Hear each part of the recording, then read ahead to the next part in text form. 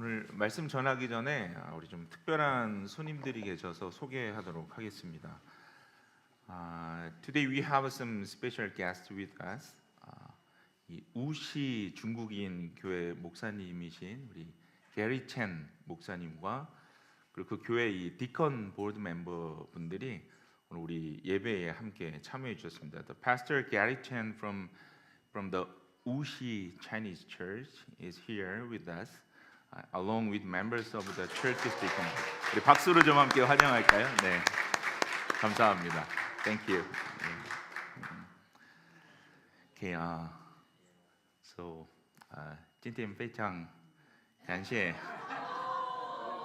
大家来到我们教会一起敬拜谢谢。 적어온 거예요. 예, 오늘도 우리 함께 예배하는 이 자리가 우리에게 하나님 주시는 또 하나님의 그 마음을 담는 귀한 은혜의 자리가 되기를 간절히 소망합니다. 지난 한 주는요, 목회자인 입장에서 저 개인적으로는 굉장히 기쁘고 감사한 주였습니다. 이 우리는 교회 몇 분의 성도들께서 자신이 경험하고 있는 하나님의 그 은혜를 좀 깊이 나누어 주시는 그런 기회가 있었기 때문이었어요. 제가 오늘 그 중에 이 몇 가지를 좀 소개하면서 오늘 말씀을 시작하려고 합니다. 이게 좀 울리나요? 괜찮으세요? 저만 그렇군요.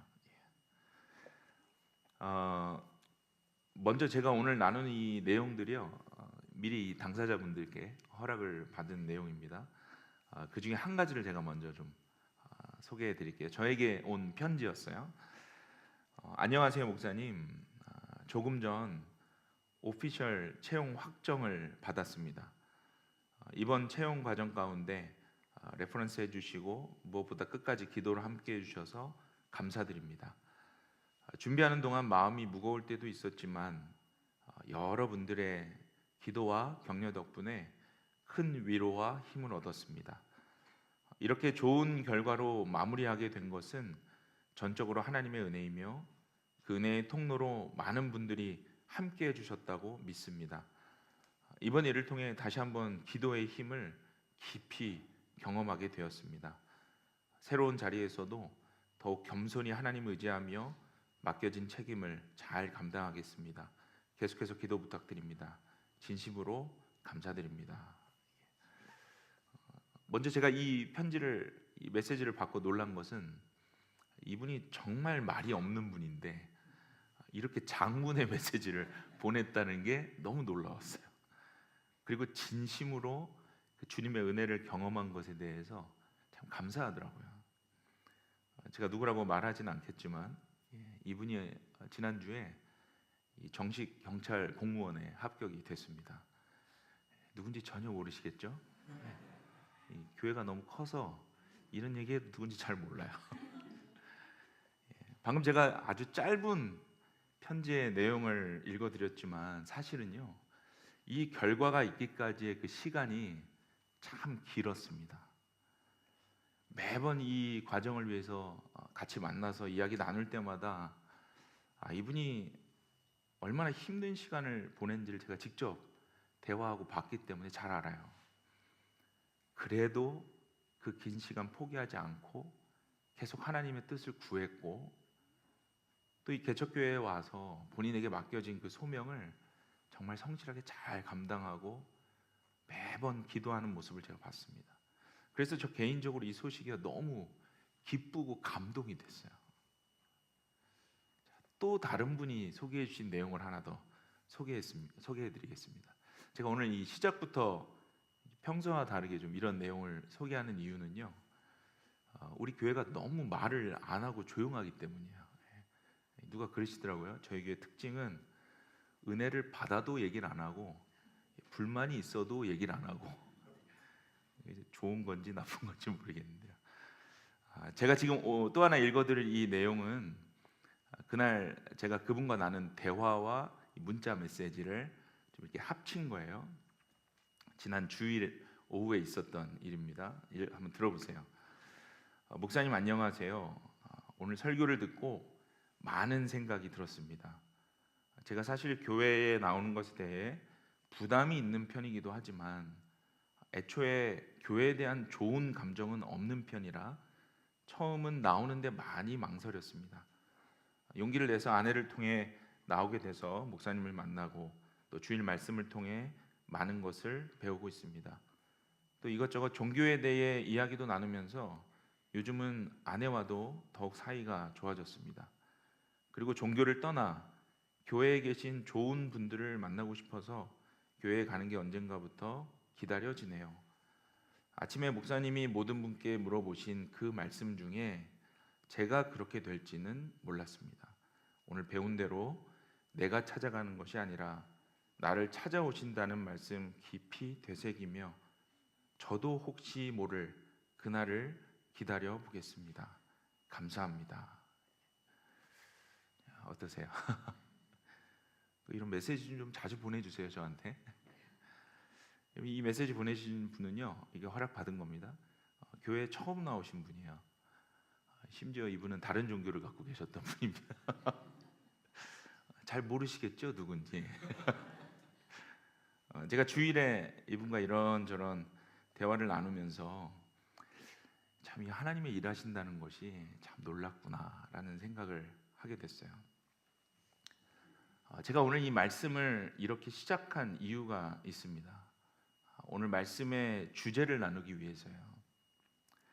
사랑하는 여러분, 우리 하나님은요, 그분이 만들어 가시는 모든 그 회복의 역사에 우리와 함께 하시기를 원하십니다. 그렇기 때문에 제가 이전에 말씀드린 이 두 스토리 안에도 그분들을 하나님께서 부르시는 거예요. 여러분, 하나님은 독단적으로 혼자 일하시는 분이 아닙니다. 모든 여정에 우리와 함께 하기를 원하세요. 이것이 오늘 말씀의 주제입니다. 그리고 그렇게 우리가 그 주님의 계획에 동참할 때에 어떤 은혜를 주시는가, 오늘 이 말씀을 통해서 우리가 좀 더 깊이 묵상해 보기를 원해요. 자, 지난주 한번 복습해 볼까요? 지난주 우리는 사도행전 9장을 통해서 역사적인 사건을 봤죠. 예수 믿는 자들 핍박하고 죽이는 일에 온 힘을 다했던 그 사울이 다마스쿠스로 가는 그 길 위에서 예수님을 만나는 장면을 우리가 봤습니다. 죄인의 괴수와도 같았던 사울에게 먼저 찾아오시는 그 주님을 우리가 말씀을 통해 봤어요. 여러분, 이 신앙생활이라는 것이 저도 좀 이렇게 생각해 보면 나의 어떠함으로 되는 것은 아닌 것 같아요. 우리가 예수를 만나서 새로운 인생을 살아갈 수 있는 것은 주님이 먼저 나를 찾아와 주시기 때문에 가능한 것입니다. 사울이 그렇게 자기에게 먼저 찾아오신 주님을 만나게 되는 거죠. 자, 그렇게 사울이요, 예수님을 만나고 앞이 보이지 않는 상태에서 결국은 사람들의 손에 이끌려서 주님이 가라고 하신 그 다마스쿠스 성의 어떤 장소로 들어가게 됩니다. 그리고 그곳에서 우리 지난주 기억나세요? 3일 동안 먹지도 않고 마시지도 않았어요. 그런데 그것은 하나님이 그렇게 하신 것이 아니라 사울의 선택이었다고 말씀드렸습니다. 그 3일의 시간 동안 사울은요, 옛사람의 습성을 버리기 위해서 주님께 엎드렸다는 것이죠. 그리고 오늘 본문이 시작이 되는 거예요. 자, 우리 10절을 다시 한번 함께 읽어보겠습니다. 우리 10절 성경 펴시고 우리 한 번 더 함께 읽겠습니다. 그런데 다마스쿠스에는 아나니아라는 제자가 있었다. 주님께서 환상 가운데서 아나니아냐 하고 부르시니 아나니아가 주님 여기 있습니다 하고 대답하였다. 우리가 오늘 본문을 읽었는데 사울의 이야기가 잠깐 멈추고 새로운 인물이 오늘 등장을 했어요. 아나니아죠. 이 사람이 누굴까요? 우리가 지난주에 봤던 이 사도행전 9장 6절에 하나님이 설명하셨던 그 주인공이에요. 아나니아라는 사람은 사울에게 앞으로 해야 할 일을 가르쳐 줘야 하는 주님이 예비한 사람이었습니다. 자, 이어진 한 11절을 한번 보세요. 주님이 아나니아에게 유다의 집에 머물고 있는 사울을 찾아가야 한다라고 명령하셨습니다. 그런데 주님의 이 명령을 들은 아나니아의 반응을 한번 보세요. 13절과 14절인데요. 아나니아가 주님께 두려운 마음을 표현했어요. 이 사울이라는 사람은 예수 믿는 사람들에게 이미 많은 해를 끼쳤던 사람이고, 그것도 모자라서 지금 예수 믿는 사람들 잡아 가두겠다고 여기까지 온 사람인데 제가 어떻게 그 사람을 만나러 갑니까? 그 두려운 마음을 하소연했다는 거예요. 두렵고 무서워서 못 가겠다는 거죠.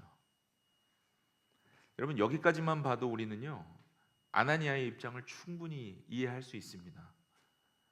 예루살렘에서 200km가 넘는 그 다마스커스까지 소문이 퍼진 그 극악무도한 사울을 찾아가서 만나라는 것은요, 결코 쉽지 않은 거죠. 그 마음이 충분히 이해가 되는 거예요.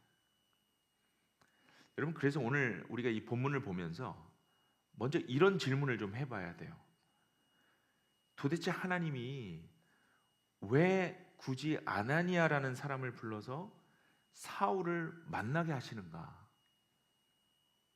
그냥 길 위에서 사울을 직접 만나셨던 것처럼 이번에도 그냥 직접 그에게 가셔서 말씀하시면 될 텐데 왜 아나니아를 굳이 선택하셔서 불편한 요청을 하고 계시냐는 거예요. 여러분, 질문을 좀 바꿔볼까요? 여러분, 하나님은 왜 매주 우리를 이곳에 부르실까요? 여러분, 팬데믹 이후로는 우리에게 익숙해진 방법들이 많잖아요. 온라인으로 예배 드릴 수도 있죠. 또 여러 가지 다른 방법들을 이용해서 우리 신앙 양심을 지킬 수 있는데 왜 굳이 매주 우리를 이곳까지 불러내시냐는 거예요. 뭐 주일에만 예배를 오시는 분들 말고 더 억울한 분들 얘기를 좀 해볼까요? 지금 이 자리에도요, 일주일에 한 3번, 4번 이상 교회에 오시는 분들이 있을 거예요. 양육도 참여하고 금요기도에 나와서 늦게까지 기도하고, 어제도 우리가 순모임 했는데 아마 밤 10시, 11시까지 청소까지 하고 가신 것 같아요. 1대1 양육한다고 매일 만나서 양육하시고, 이 더 억울한 분들이 많아요. 그럼 도대체 왜 하나님은 우리를 이렇게 피곤하게 하시냐는 거예요. 며칠 전에 우리 교회 형제님 한 분과 연락 중에 제가 이런 메시지를 받았어요. 지난주는 왜 이렇게 메시지가 많이 왔는지 모르겠어요. 이분이 저희가 이 청년들 모임이 있었는데 청년들 모임에 식사를 좀 준비해 주셨어요. 비즈니스를 하세요. 근데 나중에 영수증을 달라고 부탁을 드렸더니 그냥 도네이션 하겠다고 하셔서 몇 번을 그냥 옥신각신 안 돼요, 돼요 이 얘기하다가 그분이 마지막에 저한테 주신 메시지예요. 제가 한번 읽어드릴게요. 오늘 제가 뭐 작정하고 나온 거니까 이해하세요. 이런 게 많아요 오늘. 이거 말고도 한번 들어보세요. 목사님, 제가 우리는 교회 공동체 안에서 너무 받은 게 많아요. 일진 같은 친구도 생기고 저의 망가졌던 마음의 위로와 안정을 받아서 보답해드리고 싶은데 지금 제 형편에서는 이 정도밖에 해드릴 수가 없네요. 그리고 요즘 성경 공부와 예배를 통해 말씀 들으면서 예수님을 진심으로 만나고 싶다는 마음이 생겼습니다. 요즘은 이후에 변화될 제 삶의 모습이 너무 기대됩니다. 감사합니다. 이 메시지를 주신 분도 누군지 모르시겠죠? 오랫동안 교회를 떠나셨다가 최근에 다시 저희 교회에서 신앙생활을 시작하신 분이세요. 오시자마자 스스로 다시 그 신앙을 회복해 보려고 최선을 다하고 있는 모습을 제가 보고 있습니다. 양육도 참석하시고 기도에 나와서 어떻게든 다시 예전에 그 신앙 찾아보려고 노력하는 그 모습이요, 참 애써 보이는 모습이 참 짠해요. 최근에 이런 얘기 하시더라고요. 일하는 게 너무 바빠져서 이렇게 번아웃이 와서 힘든 시간 보내고 있는데 이런 메시지를 저한테 보내주셨어요. 참 감사하더라고요. 여러분, 이러한 이야기를 들을 때 제 마음속에 하나님은 왜 이렇게 사람들을 계속 바쁘게 참여하게 하실까라는 질문이 생겨요. 여러분께 다시 질문 한번 드려볼게요. 도대체 하나님이 왜 우리를 항상 이렇게 불편한 자리로 부르실까요? 왜 아나니아를 선택하셔서 이 어려운 일에 참여시키기를 원하시는 걸까요? 우리가 세상적인 관점으로 보면 이게 정말 비효율적인 일이잖아요.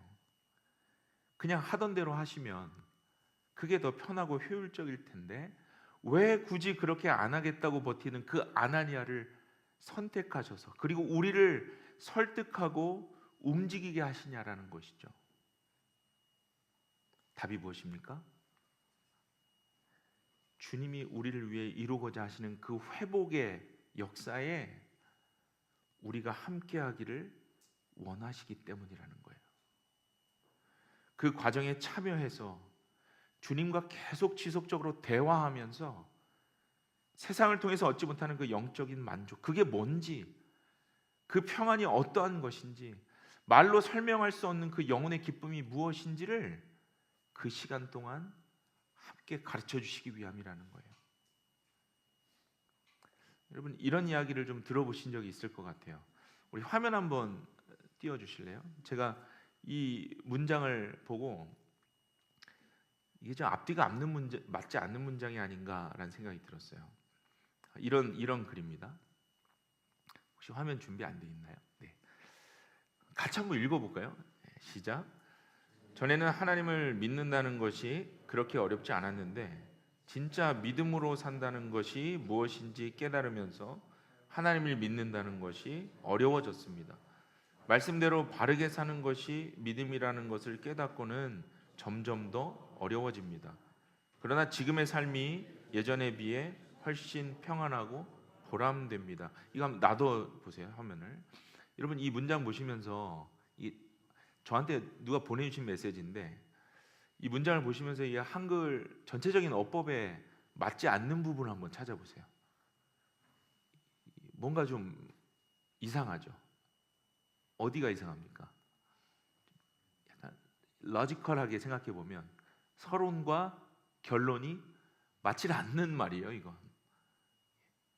여러분, 이 글에 적힌 것처럼 진짜 믿음으로 사는 게 무엇인지 알고 나서 믿음대로 사는 것이 더 어려워졌다면 그 뒤에 나와야 할 문장은 어떤 내용이어야겠습니까?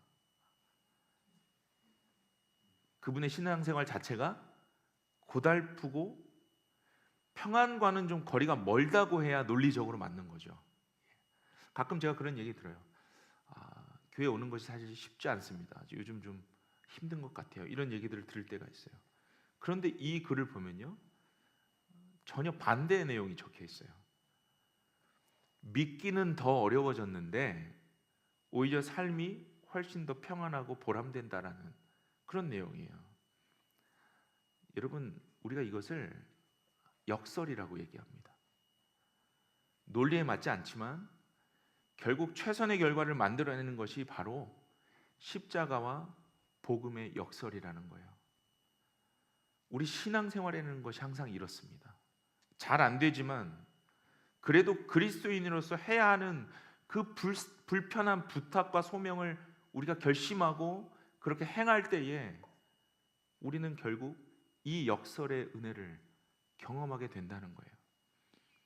내 생각과 기대에 전혀 맞지 않은 새로운 은혜를 주시는 것이 바로 역설의 은혜라는 겁니다.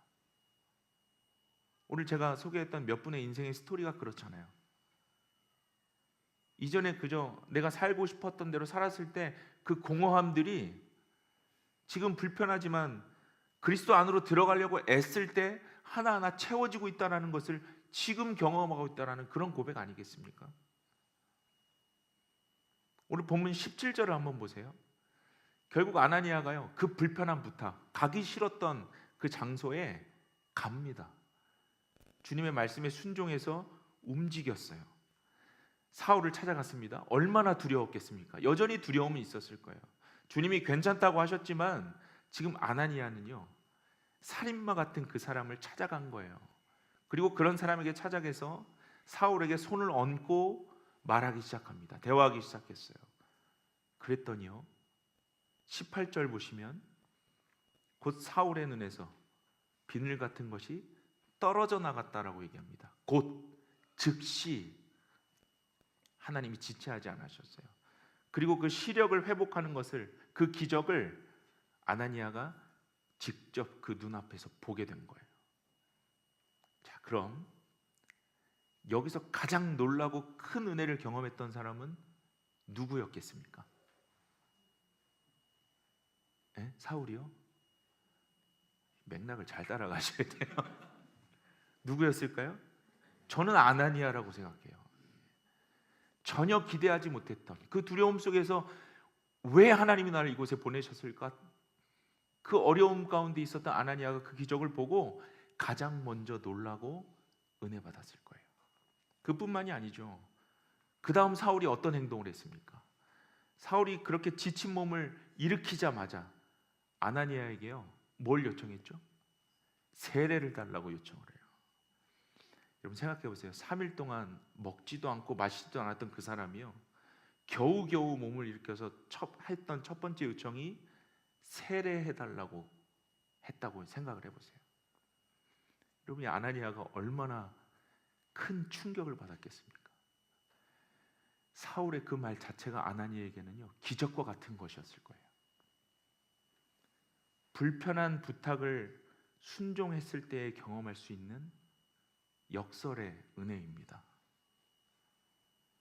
여러분, 그렇다면 오늘 이 사건 이후에 아나니아의 삶이 어떻게 바뀌었을까 한번 생각해 보세요.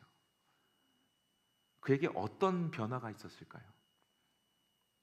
물론 성경에 자세하게 그 이후의 삶을 기록하고 있지는 않지만 저는 그렇게 생각해요. 이 사건 이후에 아나니아의 삶은 완전히 바뀌지 않았을까라는 그런 믿음이 있어요. 가장 먼저 하나님이 그런 분이시구나라는 그 신뢰의 마음에, 그 믿음의 변화가 있었을 것이고요, 자기 자신을 이 일에 참여시키신 하나님의 계획을 깨닫고 감사했을 겁니다. 아마도 이 사건 이후에 아나니아는요, 이제는 웬만한 어려움에는 흔들리지 않았을 거예요. 더 큰 일을 바라볼 수 있는 믿음이 생겼을 것입니다. 어려움이 생길 때마다 아마 가장 먼저 오늘 일을 기억하지 않았을까요? 그 문제 속에서 하나님이 하실 수 있는 일이 있을 것이다 라는 믿음으로 그렇게 살았을 것입니다. 말씀을 마치겠습니다. 여러분, 우리 신앙생활이 쉬울 때가 언제겠습니까? 하나님의 존재를 믿기는 하지만 자기중심적으로 믿을 때예요. 주일에 한 번 예배 참석하고 가끔 필요할 때 어떤 봉사에 참여하는 것으로 끝난다면 그것만큼 편하고 쉬운 생활 없을 겁니다. 이렇게 편하고 쉬운 생활이 언제 어려워질까요? 말씀대로 살아보려고 마음이 움직일 때부터, 그때부터 어려워지기 시작하는 거예요. 자기 중심에서 하나님 중심으로 내 삶의 축을 옮겨야 할 때, 그때부터 우리의 삶은 어려워지기 시작합니다. 불편해져요. 자기 삶 속에서 매사에 자기 중심으로 살려는 내 옛사람과 하나님 중심으로 살아보려는 내 속의 새 사람이요, 바울의 고백처럼 매일 싸우기 때문에 어려워지기 시작하는 거예요. 여러분, 믿음으로 산다는 것은 그 불편한 싸움을 시작하는 것입니다. 그러나 소망을 가지시기 바랍니다. 그렇게 어렵게 느껴졌던 믿음의 삶이 고달프기보다는 오히려 예전에 비해서 더 평안하고 더 보람되고 더 기쁜 이유가 있기 때문이에요. 그 불편한 과정을 통해 하나님과 바른 관계를 회복할 수 있기 때문입니다. 하나님의 마음과 성품이 어떤 것인지를 그것을 선택함으로 그 불편한 과정을 통해서 구체적으로 하나하나 직접 보고 깨달을 수 있기 때문입니다. 그동안 전혀 알지 못했던, 아니 어쩌면 관심도 없었던 그 하나님의 평안, 그분의 전능하심, 그 은혜가 내 삶 구석구석에 그동안 그렇게 적용되고 있었구나라고 다시 볼 수 있기 때문에, 더 구체적으로 발견하고 경험할 수 있기 때문에 우리는 그 평안을 누릴 수 있게 되는 거예요. 그래서 저는 오늘 말씀을 마치면서 여러분께 좀 거룩한 도전을 드리고 싶습니다. 오늘 아나니아가 주님의 불편한 부탁을 받아들였던 것처럼 주님이 여러분에게 부탁하시는 그 그리스도인다운 삶의 결정들을 오늘부터라도 좀 생각해 보세요. 그리고 시작하십시오. 오늘 집에 돌아가시면요, 좀 가만히 집에 앉아서, 이 부부끼리도 오늘은 좀 이렇게 떨어져서요, 가만히 생각해 보세요. 여러분이 그동안 망설였고 또 주저했던 그 일들을 좀 가만히 생각해 보세요. 하나님이 하나하나 떠오르게 하실 거라고 좀 믿어요. 그리고 그 일들을 내가 왜 주저했는지를 생각해 보세요. 하나님이 원하셨는데 왜 내가 그것을 주저했을까? 물론 계산해야 할 것들 많고 또 그 일을 선택했을 때 당장 손해보는 것 같은 일도 많을 겁니다. 그러나 그 불편한 결정이요, 가장 중요한 하나님과의 관계를 이어갈 수 있는 믿음의 여정이라면 여러분 한번 도전해 보세요. 용서하지 못했던 대상이 있다면 용서해 보시고요, 불편한 것들로 인해서 피하고 싶었던 일들이 있었다면 하나님과 직접 대면해서 하나님 이것을 어떻게 해야 합니까? 라고 질문해 보세요. 그 불편한 내면의 싸움 가운데 우리가 기대하지 못했던 그 역설의 은혜가 그 시작을 통해 여러분의 삶에 구체적으로 임하게 될 것이라고 저는 믿습니다. 여러분 한 주간 그 도전과 그 은혜 가운데 오늘 아나니아가 경험했던 그 하나님의 그 깊이를, 그 하나님의 계획을 이번 한 주간 누릴 수 있는 저와 여러분이 되기를 간절히 축복합니다. 우리 시간 함께